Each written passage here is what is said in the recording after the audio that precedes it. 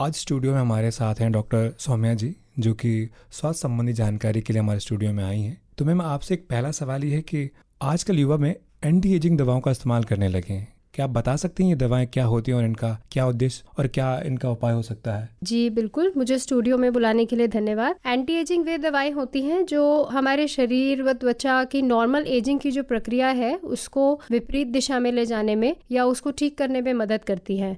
जैसे इसमें कुछ ऐसे केमिकल्स होते हैं जो हमारे उम्र के साथ शरीर में पड़ने वाली झुर्रियाँ, त्वचा में लोच, नमी की कमी या फिर रूखी बेजान त्वचा को ठीक करके उन्हें जवान दिखने में मदद करती है। तो इन दवाइयों के कुछ उदाहरण हैं, इसमें mainly antioxidant, cell regulators, moisturiser ये सब रहते हैं। और इनके कॉमन उदाहरण हैं जैसे vitamin C, retinol, glutathione, hyaluronic acid, collagen powders, ये सब सामान्य रूप से एंटी एजिंग दवाइयों में पाई जाती हैं। ओके मैम, एंटी एजिंग दवाओं का बिना डॉक्टर की सलाह लेना किन किन स्वास्थ्य संबंधी समस्याओं को जन्म दे सकता है? ये बहुत सारी समस्याओं को पैदा कर सकता है। जैसे कि बहुत कॉमन इसके साइड इफेक्ट्स होते हैं पेट का फूलना, एसिडिटी, गैस बनना, पेट में दर्द होना या सांस लेने में परेशानी होना या चेस्ट में जकड़न होना, लाल रंग के पूरे शरीर में धब्बे पड़ जाना, खुजली होना। और इसके साथ साथ और खतरनाक बीमारियां भी हो सकती हैं जैसे कि लिवर डैमेज या पूरे शरीर में एलर्जी।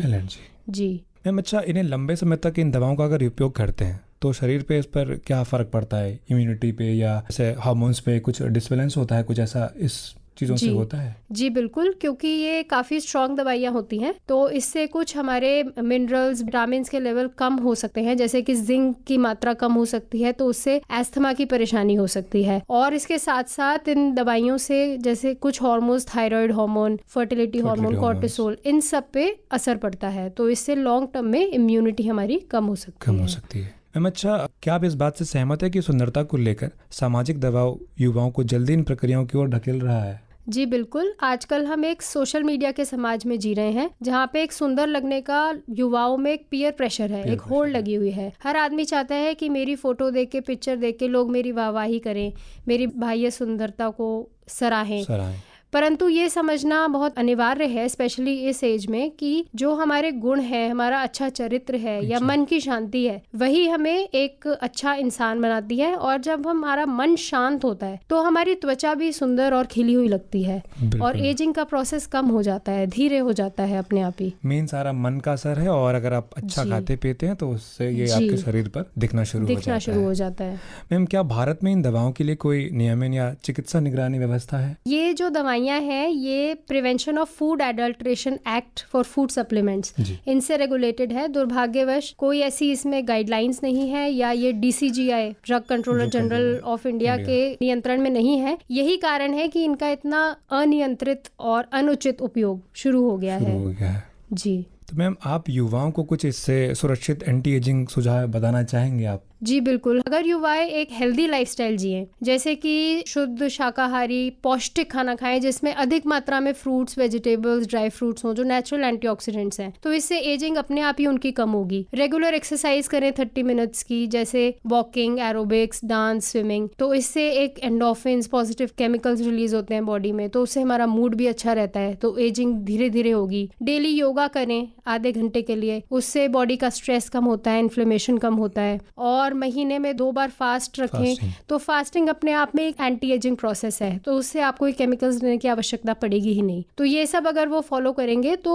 ये सब पदार्थों का पहले जमाने में कहाँ यूज होता था। बहुत एक हेल्दी लाइफस्टाइल होती थी, लोगों की सिंपल जीवन था। तो ऐसी लाइफस्टाइल जिएंगे तो डेफिनेटली इन दवाइयों का उपयोग कम हो जाएगा। क्योंकि मैम ये इस टाइम इतना ज्यादा चल चुका है ना, मार्केट में इतने ज्यादा प्रोडक्ट्स आ चुके हैं कि जो यूथ है उसको देखने से उनको वो यूज करने की चीज जाग जाती है उनके मन में, क्योंकि वो देखते हैं कि सपोज कोई एक्टर वही चीज़ यूज़ कर रहा है या कोई स्पोर्ट्समैन वो यूज़ कर रहा है, तो वो सोचते हैं कि उसको यूज़ करने से शायद हम में भी वो बदलाव आएंगे या हमारी त्वचा पे या हमारे बॉडी पे वो चीज़ इफेक्ट करेगी और हम भी शायद उनकी तरह हो जाएंगे। जी, इसमें ये भी जानना बहुत आवश्यक है कि ऐसी कोई भी साइंटिफिक स्टडीज नहीं है जो इसको डेफिनेटली प्रूव करती हैं कि ये जो है हमें हमारी त्वचा को गोरा बना सकते हैं या हमें ज़्यादा खूबसूरत बना सकते हैं। इन दवाइयों का हर इंसान पे अलग असर होता है, तो इसका सामान्यकरण नहीं किया जा सकता कि यही ही एक स्थायी समाधान है सबके लिए, तो हर इंसान पे इसका अलग इफेक्ट पड़ता है। तो ऐसी कोई साइंटिफिक स्टडीज नहीं है जो कहती हैं कि एंटी एजिंग हर इंसान में इससे होगी ही होगी। जी मैम, इतना सब सुनने के बाद भी, इतनी सारी वार्निंग और इतनी सारी जानकारी सुनने के बाद भी, अगर कोई ये दवाएं, ये जो प्रोडक्ट्स यूज करना चाहे तो किस एज तक ये उनके लिए सेफ्टी में रहेगा? मतलब देखिए, यंग एज से जो शुरू कर सकते हैं युवा, वो है कि एक रेगुलर मॉइस्चराइजर वो यूज करें, पानी ज्यादा पिएं, 10 से 12 ग्लास पानी पिएं, उससे स्किन हाइड्रेटेड रहेगी और जो त्वचा रूखी हो जाती है, बेजान हो जाती है एजिंग के साथ, वो नहीं होगी। साथ ही साथ सनस्क्रीन यूज करें, एटलीस्ट SPF 30 का डेली सनस्क्रीन यूज करें। धूप में निकलने के आधे घंटे पहले पूरे फेस पे सनस्क्रीन लगा लें, तो उससे ऑलरेडी एजिंग धीरे धीरे होगी। तो अगर ये सब वो फॉलो करेंगे तो generally above 50 years they can start using, उससे पहले उनको आवश्यकता नहीं पड़नी चाहिए इन चीजों की। क्योंकि मैम आजकल ये सब ज्यादा प्रोडक्ट यूज करने से कई ऐसे लोग हैं ना जो सडन डेथ हो जा रही है जी, और हम उन्हें ही फॉलो कर रहे हैं और हम उनकी वो चीज तो देख रहे हैं कि हाँ वो अच्छा दिख रहे हैं, अच्छा खा रहे हैं, अच्छा पी रहे हैं, पर वो उनकी लाइफस्टाइल शायद उनकी कुछ अलग है और जिस वजह से हमें उनके बारे में उतना डिटेल नहीं पता, पर फॉलो करने की वजह से हम उन्हीं की नेगेटिव चीजें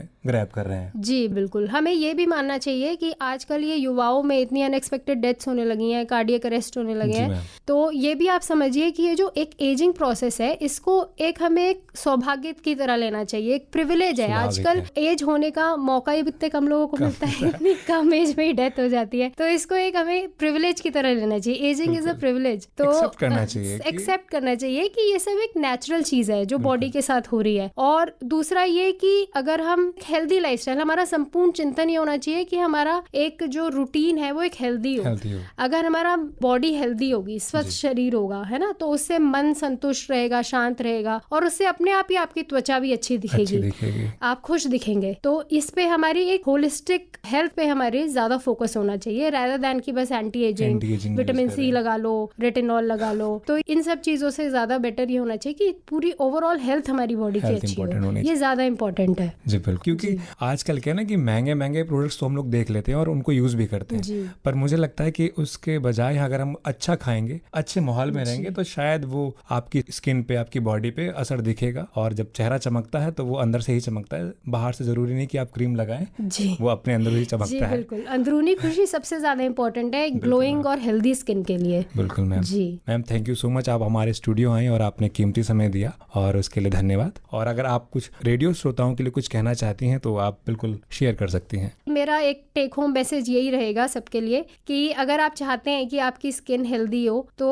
आपको फोकस होना चाहिए कि आपकी एक हेल्दी लाइफस्टाइल हो। उस हेल्दी लाइफस्टाइल में आपको एक संतुलित आहार खाना है जिसमें एक पूरा पौष्टिक आहार है, शुद्ध शाकाहारी खाएं जिसमें बहुत सारी फल सब्जियां हैं, पानी अधिक मात्रा में लें, एक्सरसाइज करें डेली 30 मिनट्स, योगा मेडिटेशन करें, मॉइस्चराइजर लगाएं, सनस्क्रीन लगाएं। अगर ये सब करेंगे तो आपकी स्किन ऑलरेडी ग्लो करेगी और इन सब चीजों को आपको बाकी ये मॉडल्स और इन सब को फॉलो करने की आवश्यकता महसूस ही नहीं होगी। अच्छा मैम, कुछ लोगों को मैंने देखा है ना कि उम्र उनकी ज्यादा होती है पर वो दिखते कम उम्र के हैं, ऐसा कि मतलब किस रीजन से होता है, ऐसा क्यों होता है? ये तो एक बहुत बड़ा सीक्रेट है और इस सीक्रेट मुझे यही लगता है कि वो लोग इस बारे में बॉदर ही नहीं करते ज्यादा कि वो कैसे दिख रहे हैं। अंदरूनी इतनी खुशी होती है कि वो उनके फेस पे रिफ्लेक्ट होती है।